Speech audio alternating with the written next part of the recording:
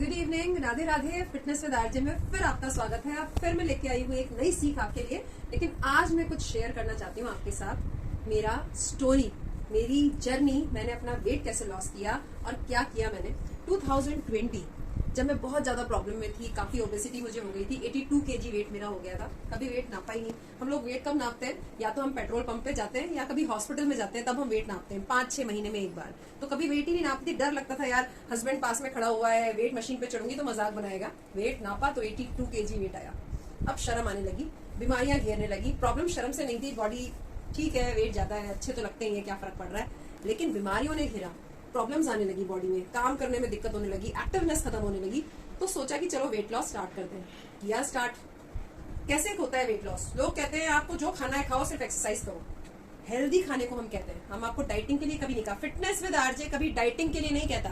Fitness with RJ आपको balance diet लेने के लिए कहता है। सही समय पे खाओ, अच्छा खाओ, ये कहता है। यदि आपसे लोग कह रहे हैं कि फिटनेस विद आरजे कह रहा है कि डाइटिंग करो भाई, खाना छोड़ दो, तो फिटनेस विद आरजे ने ऐसा कभी कहा ही नहीं। फिटनेस विद आरजे ने ये कहा है कि बैलेंस डाइट लो, सही लो, अच्छा खाओ। तो वेट लॉस कैसे हुआ? फर्स्ट मंथ में 7 kg कम हो गया।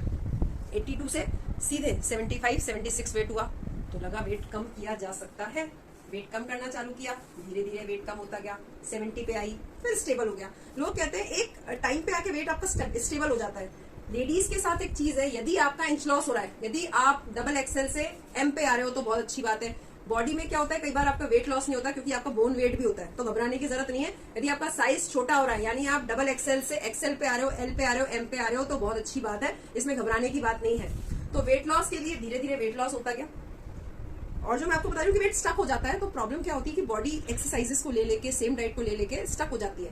तो उसमें क्या होता है, थोड़ा सा चेंजेस करना पड़ता है, फिर एकदम वेट लॉस होता है। यदि आपका वेट स्टक हो गया, प्रॉब्लम क्या है मैं आपको बताती हूँ। लोगों की जिम ज्वाइन करते हैं, फिटनेस सेंटर ज्वाइन करते हैं, 2 महीने में बॉडी में वेट कम नहीं होता, लेकिन बॉडी में उनके फर्क आने लगता है। उनकी एक्टिविटी बढ़ जाती है, जैसे कि घुटनों में दर्द हो रहा है वो चला जाता है, या बॉडी में थकान जो होती है वो चली जाती है। लेकिन उसको उस बात को समझते नहीं है। वो कहते हैं हमारा वेट लॉस क्यों नहीं हो रहा है। पता है क्या सोचते हैं लोग? 8-10 साल में जो पेट बढ़ा है, 8-10 साल में जो वेट बढ़ा है, वो 2 महीने में खत्म हो जाए। ऐसा नहीं होता। वेट को जाने में टाइम लगता है। कोई भी चीज कंटिन्यूटी, रेगुलरिटी मांगती है। किसी को भी गोल रोटी शुरू से बनानी नहीं आ जाती। रोटी गोल बनाने में टाइम लगता है, अच्छी सब्जी बनाने में टाइम लगता है। तो हम ऐसा सोचे कि 2 दिन सेंटर गए और तीसरे दिन हमारा वेट लॉस हो जाए, ऐसा नहीं होता। कम से कम 3 महीने से 6 महीना देना पड़ता है। दूसरी एक और चीज मैं आपको शेयर करना चाहती हूँ। लोग ये कहते हैं कि छोड़ देंगे तो दोबारा वजन बढ़ जाएगा। Exercise is a regular thing, आपको डेली करनी चाहिए। This is very good for your body.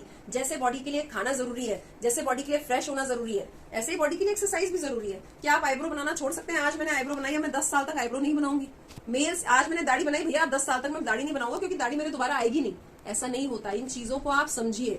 Weight loss के बारे में बात नहीं करती मैं, फिटनेस की बात करती हूँ। Fitness is RJ, fitness with RJ is all about fitness. सिर्फ वेट लॉस ही नहीं है, फिट होना इसलिए जरूरी है ताकि आप स्वस्थ रह सके और अपनी बॉडी को अच्छा रख सके और आपकी बॉडी हेल्दी रहे और आप एक्टिव बन सके। तो आज का ज्ञान बस इतना ही। धन्यवाद।